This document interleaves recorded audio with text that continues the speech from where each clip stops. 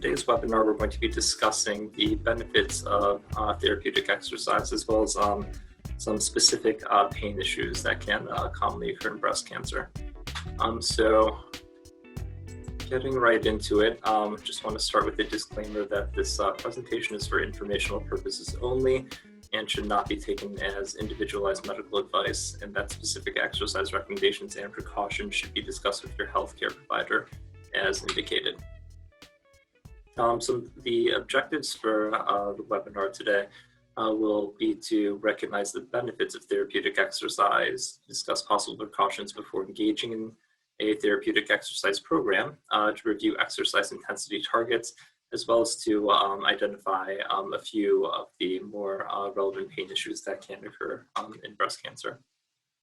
So kind of the question of the day is, should I be exercising? And of course, you know, the answer for everyone is yes, but the kind of more relevant question is, should I be exercising even if I have cancer? And as we will be discussing in general, the answer continues to be a resounding yes. And as we will see, exercise has shown to have proven benefits in terms of cancer prevention, decreasing risk of mortality, as well as improving various aspects of quality of life. So in regards to cancer prevention, regular exercise has been shown to reduce the risk of getting these certain kinds of cancers. So for all these 7 cancers here, the more you exercise, the lower your relative risk is of getting anything listed here. And we also know that there is an increased survival benefit for those who engage in a regular exercise program, particularly for breast, colon, and prostate cancer. And as you can see, these risks are specifically for all-cause mortality, but there have been other studies that have also shown reduction in cancer-specific mortality for those who engage in regular therapeutic exercise. So what then is kind of the amount of exercise that we should be going for? So in 2018, there was a big roundtable discussion between kind of all the big heads in the rehabilitation, physical activity world, as well as everybody in the cancer world. So they had the NCCN, that's the National Comprehensive Cancer Network, the CDC, National Cancer Institute, from the cancer side, and they all kind of all met up with leaders from American College of Sports Medicine, American Academy of Physical Medicine Rehabilitation, as well as American Physical Therapy Association. And they all got together to kind of go over what specific recommendations an exercise regimen should be given to patients with cancer. And they were reviewing all the literature. And kind of in the review, they also kind of went over all the numerous benefits that there are for those who engage in regular therapeutic exercise. So as you can see here, this is kind of one of the main graphics that they came up with as a result of all of their studies. And as you can see, for everything kind of on the top in pink here, there are numerous benefits in terms of quality of life for which there is strong evidence available. So we can kind of zoom in on these benefits here, and we see that if you have cancer-related fatigue, general overall health-related quality of life, improvement in physical function, as well as improvement in mood symptoms of anxiety and depression. For those who engage in these regular guidelines, which tends to be about 150 minutes of aerobic exercise per week, as well as 2 times per week of strength training. There have been numerous studies that have shown that you can have improvement or alleviation in kind of all these different areas. Furthermore, in regards to bone health, so kind of making your bones stronger and healthier, and also improving sleep, they found moderate level evidence that regular exercise can help with these things. Now, what the moderate evidence means is just that the studies that they reviewed were conflicting a little bit. So, you know, they did find some studies that did show a benefit in these areas, and, you know, some studies that didn't as much, but what we know overall is that exercise can definitely convey a large number of improvements in those quality of life indicators. So again, their overall recommendations for how much exercise you actually should be doing is 150 minutes per week of moderate intensity aerobic exercise, although some of those benefits can be achieved with just 90 minutes per week, as well as 2 to 3 days per week of strength training targeting major muscle groups. So we're not talking about anything fancy, but just regular kind of resistance training, whether you're using free weights or machines or exercise bands, just 2 sets of 8 to 15 reps, or 12 to 15 reps, kind of as you increase your tolerance. I'd like to really quickly just contrast this with what we see from the National Comprehensive Cancer Network, and it's basically the same. So the NCCN also has their own separate guidelines for physical activity, and they also say to kind of aim for 150 to 300 minutes of moderate intensity or 75 minutes of vigorous intensity activity throughout the week. So generally it's broken up into 30-minute sessions 5 times a week, but all 30 minutes does not have to be done at once, and you can break it up into 3 10-minute sessions or 2 15-minute sessions per day if needed. And then they also kind of talk about the resistance training as well as stretching of major muscle groups a couple times a week. If that sounds a little bit daunting, 150 minutes of exercise per week, then they also do give guidelines for an initial prescription, which is a lot lighter in intensity, where you can kind of go for 1 to 3 days per week of exercise at a light to moderate level of intensity, again, consisting of aerobic activity and or resistance training.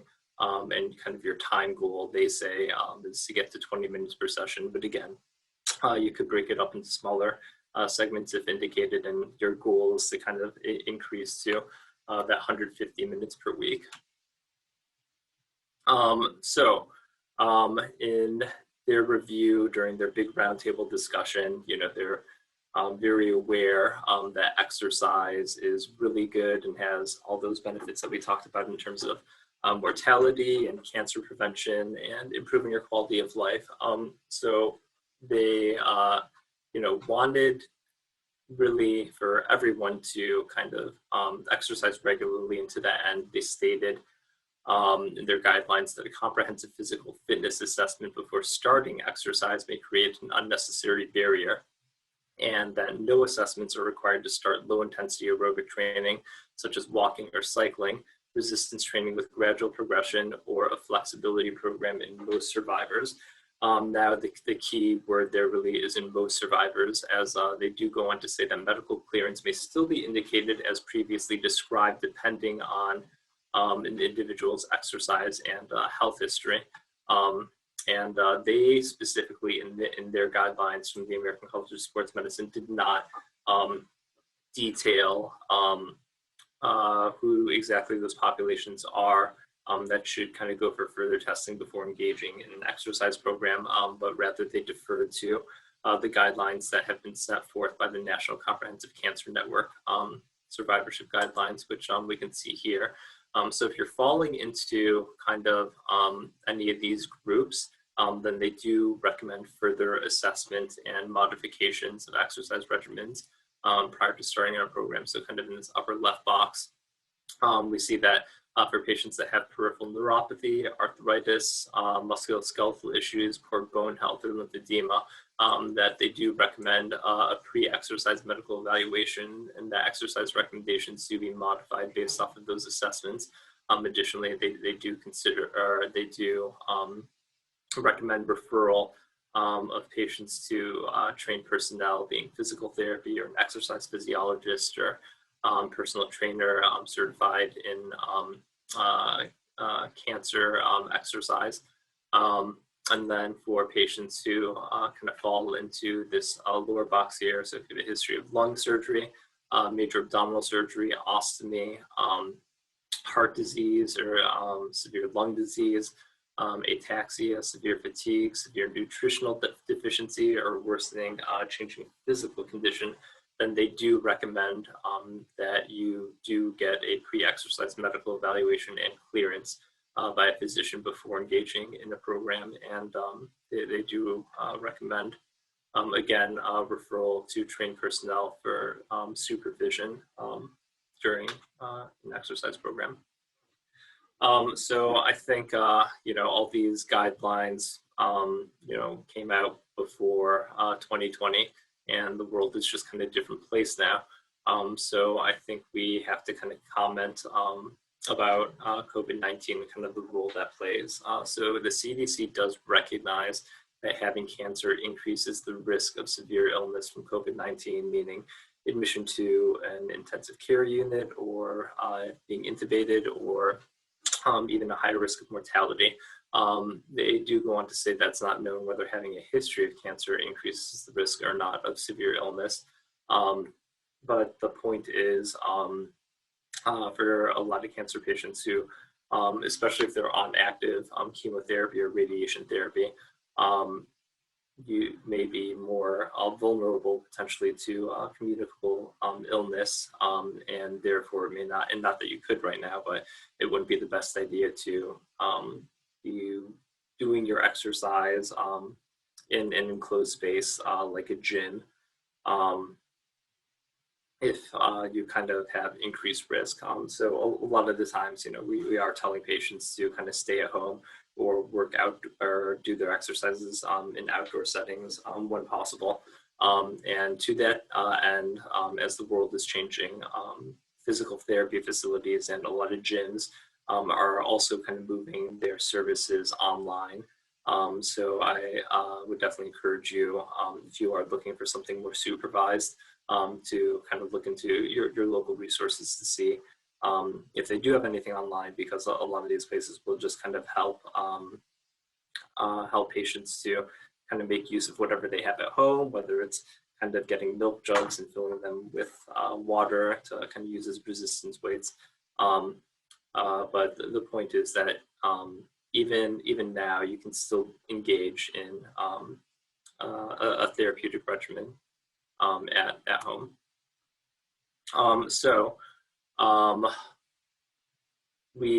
You can see kind of at the bottom of their graphic here that I've outlined in red, they give the definition of what moderate intensity or vigorous intensity exercise is, because for all these recommendations, they're basically saying it has to be 90 to 150 minutes of moderate intensity exercise. So if we zoom in on that, we can see that it says that moderate intensity exercise is 40 to 59% of your heart rate reserve, or VO2R, whereas vigorous intensity exercise is 60 to 89% of your heart rate reserve, or VO2R, and that is kind of what you're going for during each of your exercise sessions. So I'm sure there may be a lot of questions like, what is a heart rate reserve, or what is a VO2R? So we can go into that a little bit more here. So before we delve exactly into those definitions, I'd like to talk about kind of the old way in which we used to measure target heart rate zones for aerobic exercise. So this is a table from the American Heart Association. And as you can see on the left-hand column, they kind of have listed out different ages. On the right-hand column, they have the maximum heart rates that correspond to those ages. And in the middle, they have the target heart rate zone, which is 50 to 85% of your average maximum heart rate. So the way they're getting these numbers is just 50, they're taking 50% of 200 to get 100, and then 85% of 200, which is 170. And they're kind of doing that for all these different age groups. As you can see, the 100 to 170 and 95 to 162, the intervals for the appropriate zone is quite large. this just shows us how they're calculating the heart rate, and that's based off your age. So they're basically just using this equation right here where your maximum estimated heart rate is 220 minus your age. So if we take this guy and assume that he's 40 years old, they take 220 and minus 40, and that gives us 180. And from that, they kind of calculate his target heart rate zones. So the criticism with this approach is that in only accounting for age, it's not accounting for an individual's fitness level. Whereas, you may not want to compare, someone who regularly runs marathons to someone who may live a more sedentary lifestyle. So to that end, they came up with this other method of heart rate reserves. And your heart rate reserve is basically the ability of your heart, or how much more your heart is able to kind of pump blood out to your body beyond what it does at a normal position where you're just kind of resting, either sitting or like laying down. So the actual equation to calculate your heart rate reserve is you take your heart rate max using that formula of 220 minus your age, and from that you subtract your resting heart rate, and your resting heart rate, you can just kind of measure yourself either by taking your pulse, or if you have, I don't know why you would have a stethoscope, but if you had one, then you could kind of listen to your heart rate, and you just kind of count how many beats there are in a minute. Or, if you have one of those fancy Fitbits or Apple Watches, then you could also, those are also used to, you could also use one of those to kind of measure your resting heart rate. So from there, you could calculate what your target heart rates are. So again, taking our gentleman who's 40 years old, if we assume that he has a resting heart rate of 70, that he got measured using his Apple Watch, then we can calculate that his heart rate max would be 180, and that his heart rate reserve would be 110. So knowing that his heart rate reserve is 110, we use this fancy formula to basically calculate what his target heart rate should be for moderate intensity exercise. As you can see here, we kind of plugged in all the numbers into this formula, and these numbers here, like 40 and 59%, those were the numbers that we actually got from the ACSM slide of stating what the percentage of the heart rate reserve should be for moderate intensity exercise. So when we plug all the numbers in, we see that the target heart rate for moderate intensity exercise for a 40-year-old individual with a resting heart rate of 70 should be between 114 and 135, and we can see that this range is much more narrow compared to the ones that we got from the table from the American Heart Association.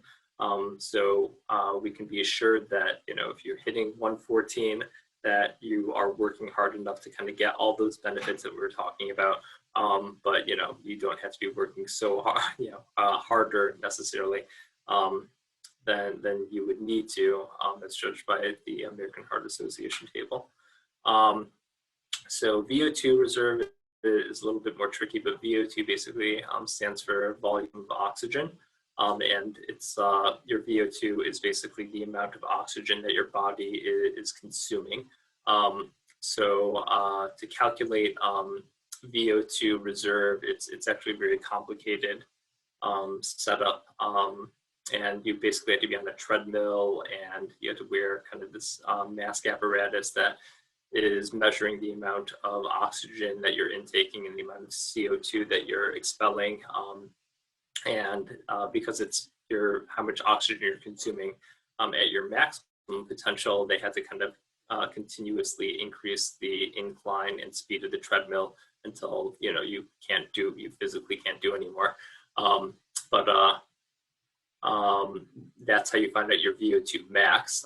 Fortunately, I don't know how technology does this, but with certain kinds of watches, I think this is a Garmin smartwatch, and this is the Apple smartwatch. And I think this is like a Garmin activity tracker, but they have certain ways of actually estimating what your VO2 max is. You can find out what your VO2 max is. VO2 at rest is largely considered to be 3.5 for most individuals. And this is just basically the same formula as the heart rate formulas that we were looking at before. But for those who are more interested in VO2, you can also kind of calculate your VO2 targets using these equations.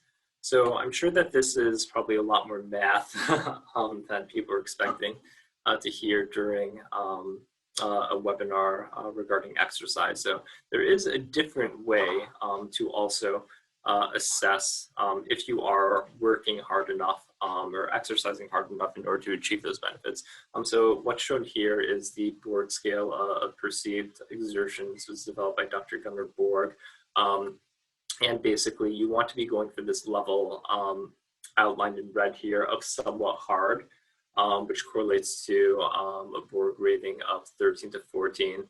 And that would be something like brisk walking or activities that require moderate effort and speed your heart rate and breathing, but don't make you out of breath. To that end, the NCCN also kind of released in the physical activity survivorship guidelines sample activities of what they consider to be light, moderate, and vigorous exercise. You can see that light exercise may consist of things like slow walking or Tai Chi, and moderate exercise may consist of things like brisk walking or gardening, and vigorous exercise might be things like martial arts or hiking up hills. And you can see here that they've listed yoga for some reason in all of these different categories. So, if you're doing yoga, is that considered light exercise, or is that considered vigorous exercise? So really, if you aren't interested in measuring your heart rate or your VO2 max, which I would imagine most people aren't, then really you want to look at your breathing pattern. So when you're engaging in light exercise, there should be no noticeable change in your breathing pattern.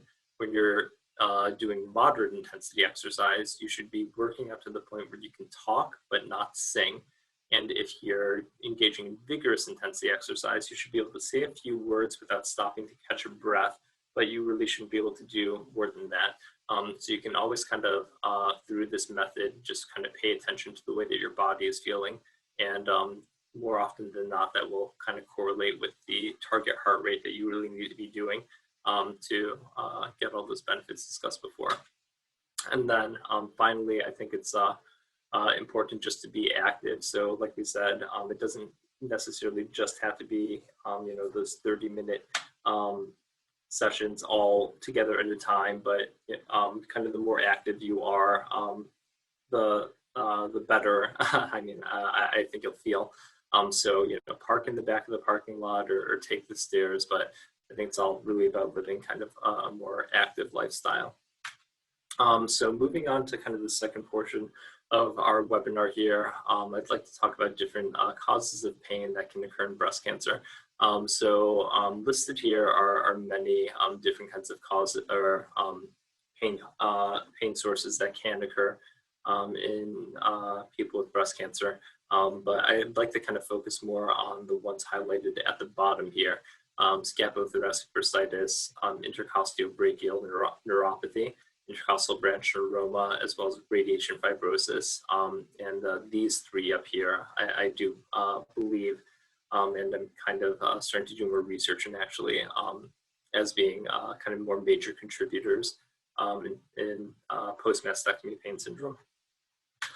So starting out with scapulobursitis, scapulothoracic bursitis, a bursa is basically kind of like a little fluid-filled pillow you can think of, and it's often going to be in between bones and tendons or muscles and tendons, and the purpose of them is to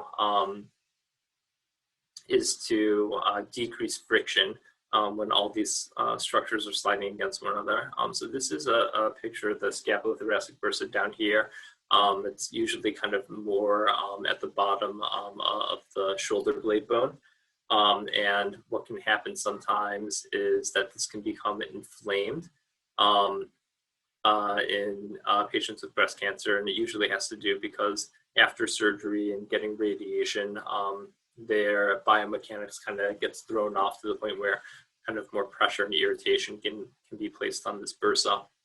And when that happens, you can get a lot of pain, really kind of by your shoulder blade, just the middle of your shoulder blade. And sometimes that pain can kind of radiate anteriorly around the side and towards the front of the chest wall.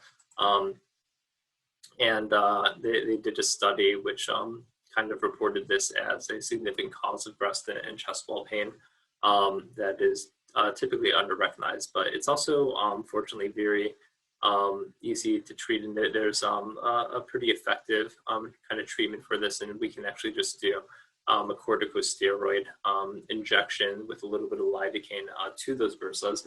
And in this study that they did, almost all of the patients actually reported a significant relief in their pain, with only 4% having no improvement. And this is something that I do in my office. Moving on to intercostal brachial neuropathy. So the intercostal brachial nerve kind of supports this region of skin on the inside of the arm here, as well as kind of the armpit region. And a lot of times, especially in patients who undergo axillary lymph node dissection, this nerve can become injured, which can cause pain kind of in this distribution. And you can kind of see the nerve right here, kind of in the armpit region in this diagram. So what we can do for this is there's kind of like a simple nerve block. This is from a paper by Dr. Wisotsky. And under ultrasound guidance, you just kind of look for the nerve and then kind of bathe it in lidocaine. And that can often be a source of relief for patients, again, with pain kind of in the distribution of the inner arm and axillary region. Moving on to radiation fibrosis. This is something that can kind of commonly occur to some degree in patients who get any kind of radiation therapy, but also in patients that receive radiation therapy for breast cancer. So radiation fibrosis is the progressive tissue sclerosis, and sclerosis means kind of hardening of that tissue. So it's a progressive tissue hardening and dysfunction that occurs in response to radiation, whereas radiation fibrosis syndrome is kind of all the different clinical manifestations that can result from that hardening of tissue. So if we look here, we kind of see a picture of normal tissue on the left. And on the right side, we kind of see a lot of fibrous tissue, which you can kind of think of as scar tissue. And when scar tissue kind of is deposited as a result of having radiation, it can get into the muscles and make your muscles tight. If it kind of pinches down or causes compression on any lymphatic vessels, then can lead to lymphedema, or if it's compressing down on any nerves, then it can contribute to nerve pain, as well as also contribute to kind of shrinking down of your muscle and muscle atrophy. So this can be a significant problem. And kind of really the bigger problems with this is that radiation fibrosis tends to be a progressive issue, and a lot of times patients may not even have any symptoms of radiation fibrosis following therapy, but it's something that can occur 5, 10, 15 years down the line, even after finishing radiation therapy.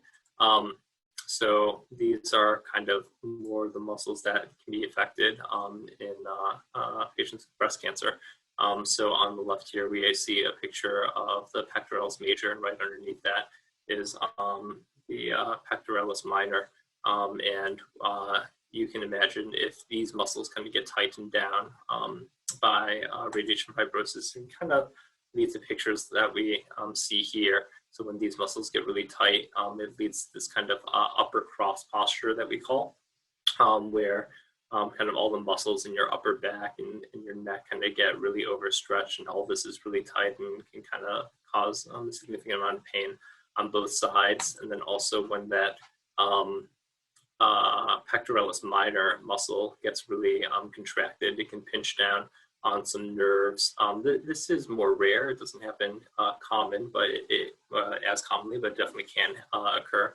But you can get pinching down of nerves that kind of run underneath that pectoralis minor muscle. And these are nerves that typically kind of go down the arm into the hand, which can cause sometimes pain, tingling, and sometimes weakness kind of going down that arm that had received radiation. So, what do we do about this? Really, one of the key things is stretching.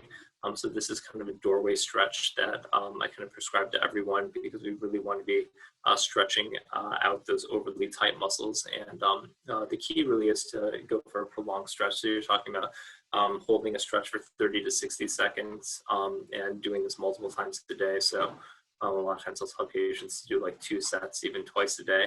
And then to continue it kind of on a regular daily basis. So this is a really good one for kind of stretching out those pec muscles. And then another muscle that kind of tends to get tight is the latissimus dorsi, which is one of the bigger muscles in your back that kind of attaches under your arm here. And this is a really good stretch for that. But again, working with your physician or physical therapist or exercise physiologist, they can also kind of instruct in a lot of other helpful exercises and stretches to do as well. Sometimes we provide support with bracing. So this is a picture of a figure of 8 brace. And as you can see, these straps kind of go around on the front and help to really fight against that upper cross posture. So kind of more stretching out the pectoralis muscles and kind of reinforcing a position where you're kind of squeezing those shoulder blades together. So this is just a good device that can kind of help assist with the more correct kind of posture. So sometimes I'll prescribe this to patients.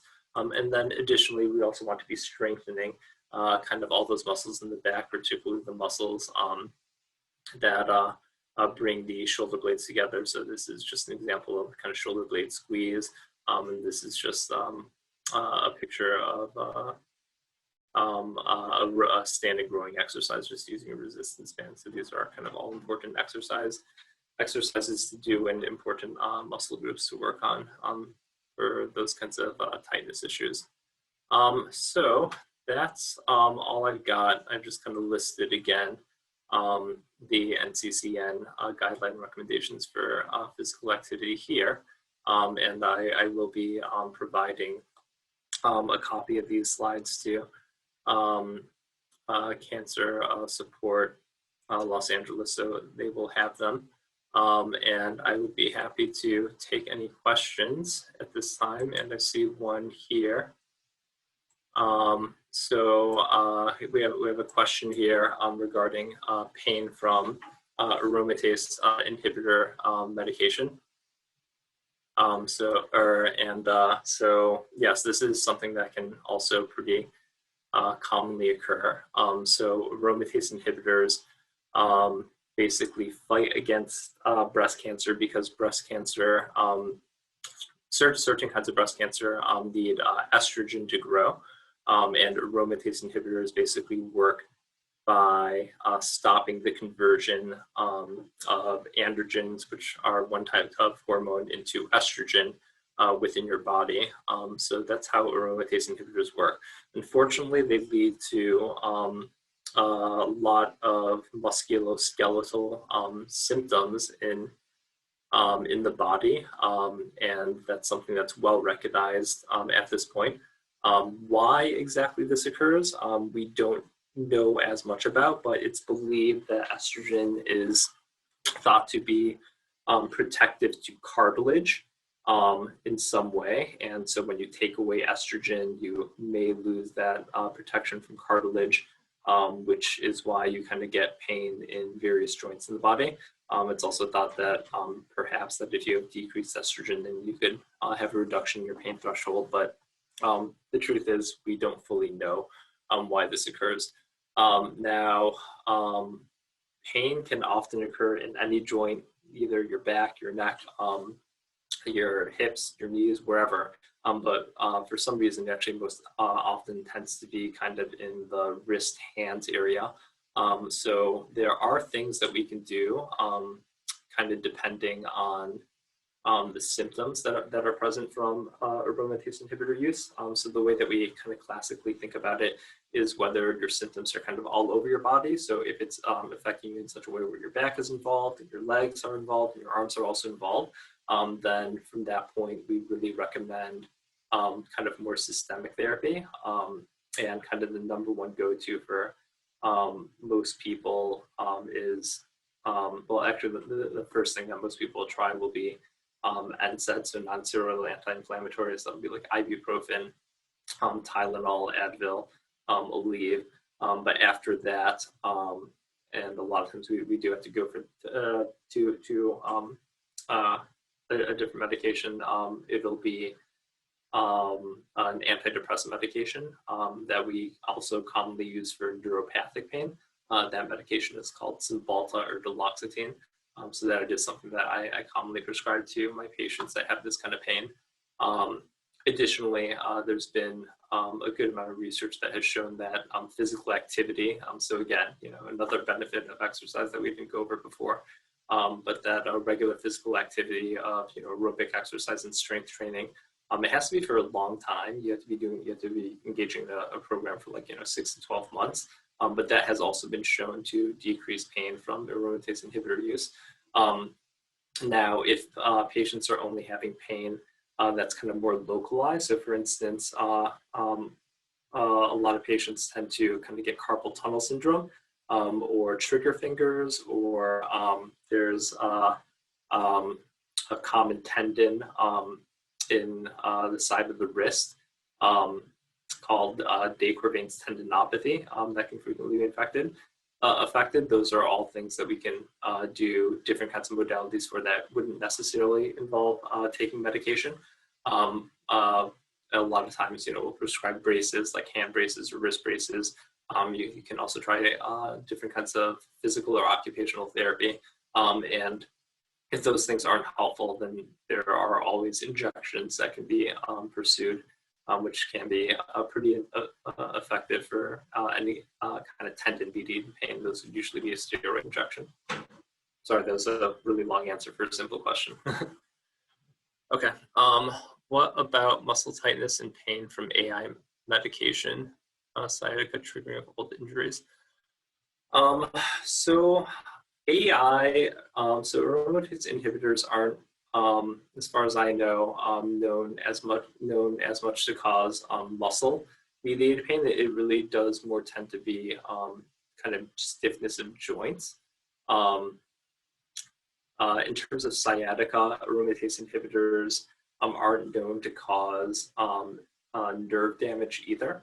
The reason why it's believed that it can contribute to carpal tunnel syndrome is because there's a bunch of tendons that are within the carpal tunnel. So if inflammation occurs around those tendons, then the nerve that's affected in carpal tunnel syndrome is also right there, which is why you can kind of get carpal tunnel syndrome. But sciatica is not something that's typically associated with aromatase inhibitor use. Triggering of old injuries. Again, okay. So if it's something like a joint injury, then I think yes, definitely possible that it could lead to worsening of that injury. As like I said previously, we do believe that the pain cause from AIs tends to be usually more involving joints. So we have another question here. Yes, definitely happy to address the issues regarding radiation. Right, so in regards to diagnosis, this is a clinical diagnosis, so we base it primarily off, patient's history. So, when I see patients, I go over all of their previous medical history in regards to the treatment of their cancer. And then I'll see that, they received radiation of this many grade to a certain area. So we'd see that your history of radiation and the anatomic location where you receive that radiation correlates with, where you're having symptoms. Then we would call that, I would clinically call that radiation fibrosis. And then absolutely, yes, it can affect range of motion. And that's a lot of times that's one of the main things that it will cause. So yes, radiation fibrosis definitely can affect range of motion. Would lymphedema exacerbate radiation fibrosis? So I would say that lymphedema could definitely affect, depending on the degree to which how much lymphedema there is. It could definitely affect range of motion because kind of the more fluid you have in that limb, the heavier it'll feel, and also kind of if there's a lot of fluid, then it can be make it more difficult to bend your elbow or your wrist or whatnot, just because of the increase in size. But I wouldn't say that. I would say more so that radiation fibrosis could exacerbate lymphedema rather than lymphedema exacerbating radiation fibrosis, because if you do get radiation fibrosis and it does kind of impinge on lymphatic vessels, then that certainly could lead to an increase of the amount of swelling that someone has. And then one thing, so I kind of only talked about stretching. I should also note that there is another treatment that is sometimes given for radiation fibrosis. It's usually a combination of vitamin E and pentoxifylline. There's not a lot of great studies that have shown significant improvement, but there are some. But again, it's usually improvements are generally seen over a longer period of time, generally 6 to 12 months to even 24 months sometimes. Yes, okay, so high intensity interval training. I don't have anything against it. I think I saw an article recently actually that was discussing high intensity interval training specifically for the use in cancer exercise, and I think I haven't read the entire study yet, but I think the gist was that it's possible to do as a regimen in patients with cancer.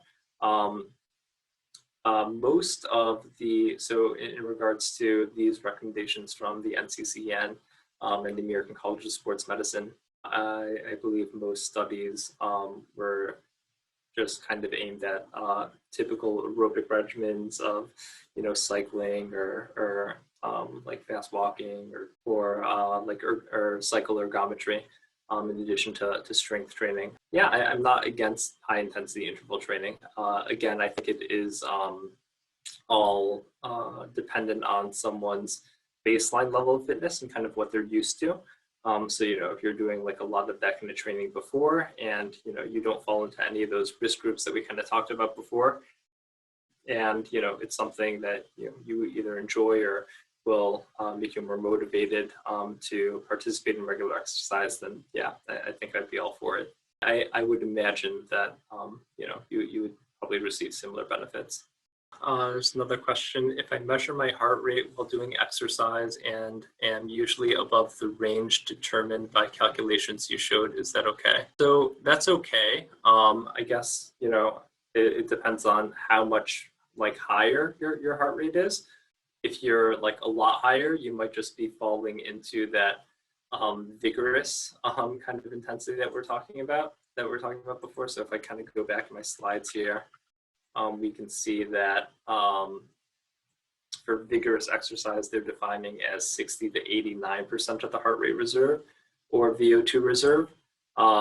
So you might just be exercising at a vigorous intensity, which is totally fine to do. As we discussed, I can go back to that slide too.